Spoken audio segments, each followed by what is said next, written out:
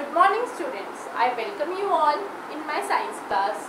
Students, today we are going to start one more new topic of chapter number 13. And here in this class we are going to discuss about the structure of a bulb and structure of a torch and how it works. Right? So here you can see this is the basic structure of a bulb. And I have a bulb with me right away and it's too mini. I'll show you. So here this one is the bulb.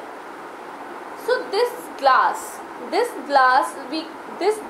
we call it glass case. Here I have written, right?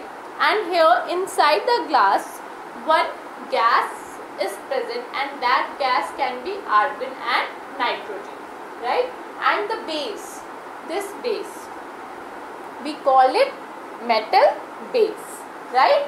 We call it metal base, and it have, like inside the glass it have two contact wires, right?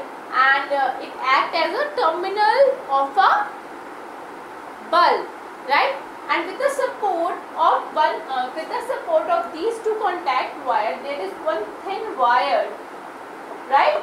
Thin wire, and we call it filament. What we call filament.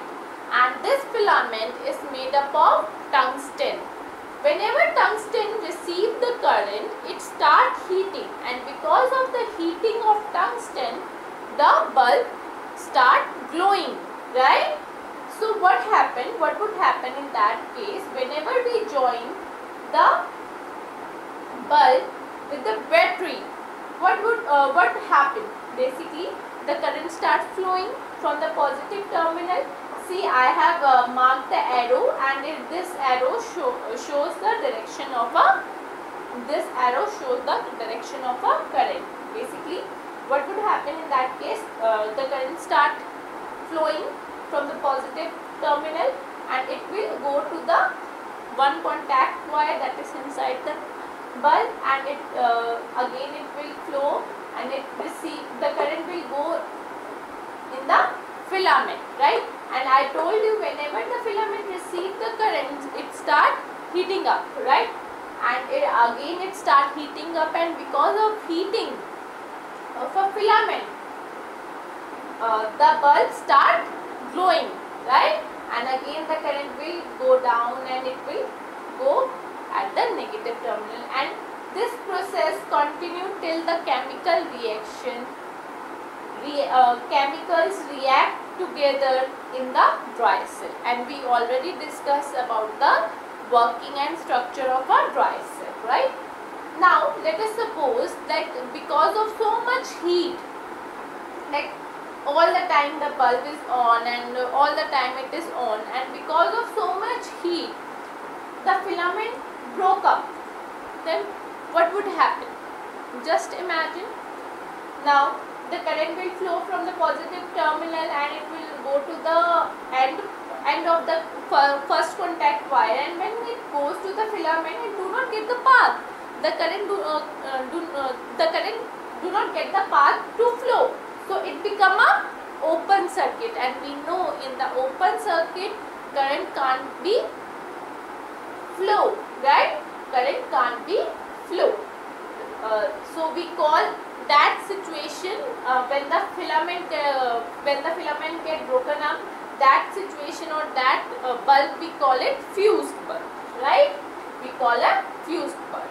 And as I told you, in the bulb, why the bulb start glowing? Because of the heating of a filament, right? And whenever we get any device that start glowing because of heating of certain things or certain element that is present inside that device, such phenomena we call it incandescence, right? But nowadays we are using CFL, we are using LED. Now, does we call it incandescent? Does we call the phenomena incandescent? No. In CFL, basically the bulb wouldn't glow because of the heating of any filament. It glow because there are certain gas that is present inside the CFL that get excited when it receives the current, and whenever it get excited, it start appearing, it start glowing basically, right? So I hope you have understood the structure of a bulb, right? Next one is electric switch, and you know what is the function of an electric switch. It is basically, it is a on and off device, and it make or break the circuit. Means when we on the switch, it means we close the circuit, and if we off the switch, it means we open the circuit. And we know in open circuit current cannot flow, and in closed circuit current can flow, right? Next one, I'll show you the structure of a electric torch. Nowadays we are not using electric torch because we have a flashlight in our phone, right? But I'll show you the structure of a electric torch. So basically this one is called plastic casting. What we call plastic casting, and it have one switch, white color switch, and this one is the upper part of a torch. Now you can see there is one glass like structure also present, and what we call that? We call it lens. Now next I have this structure. I'll show you. I have this structure like in the torch. So this silver like structure which have a cone shape, we call it reflector, and this one is the bulb, right? So basically the function of the reflector is to forward the light emitted by the bulb. Means it forward the light. Whenever the bulb glow, it scattered the light in all directions. So the basic function of you can say reflector is to forward, to send the light in the forward direction, right? Now I'll show you this metal plastic base. Now inside you can see there is one spring, and there is one metallic plate like structure is present. So this metallic structure is acting like a switch. So I have one switch over on this metallic base, right? So whenever we on the switch or off the switch, what happen? Basically when we on the switch, it make the circuit close, and whenever the circuit is closed, the because like it have a battery in it and it produce the current, and because of the current, bulb start glowing. But when we off the switch, what happened? This switch make the circuit open, and bulb will not emit the light, right? I hope you have understood. Now we are going to do the checkpoint on page number 170, checkpoint number 1. The source of electricity in a torch is a dry cell. True. So first one is true.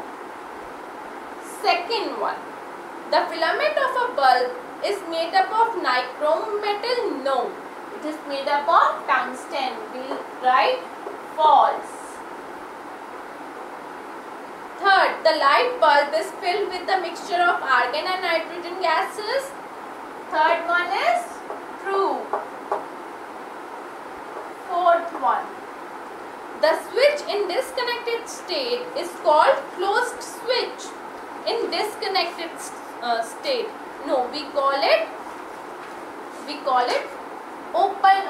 We call it open, like it is not a closed switch, it is a open switch. So we'll write false over here. So I hope you have understood all the things which we have discussed so far.